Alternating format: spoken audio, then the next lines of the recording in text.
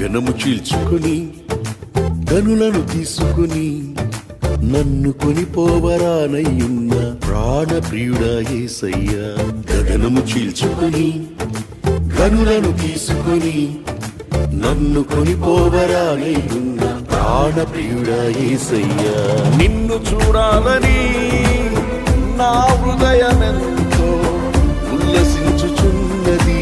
నిన్ను చూడాలని నా హృదయమెంతో ఉల్లసించుచున్నది ఉల్లసించుచున్నది.